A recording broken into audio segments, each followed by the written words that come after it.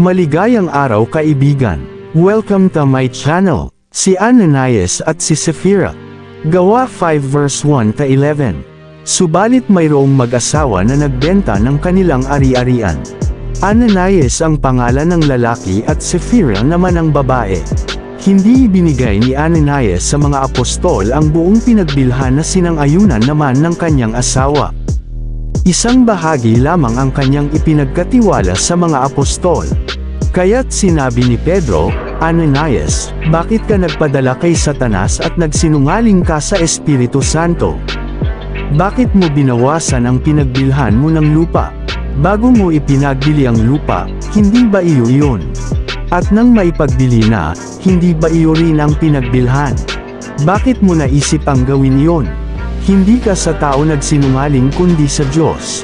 Nang marinig ito ni Ananias, siya'y nalagutan ng hininga at bumagsak, at lahat ng nakabalita sa pangyayaring iyon ay pinagharian ng matinding takot. Lumapit ang ilang binata, binalot ang bangkay, at siya'y inilibing. Pagkaraan ng may 3 oras, dumating naman ang kanyang asawa na walang kamalay-malay sa nangyari. Kinausap siya ni Pedro, sabihin mo sa akin, ito nga ba lamang ang kabuoang halagang pinagbilhan ninyo ng inyong lupa? Opo, iyan lamang, sagot ng babae. Kaya't sinabi sa kanya ni Pedro, bakit nagkaisa kayong subukin ang Espiritu ng Panginoon? Hayan, kadarating pa lamang ng mga naglibing sa iyong asawa, at ikaw naman ngayon ang isusunod nila.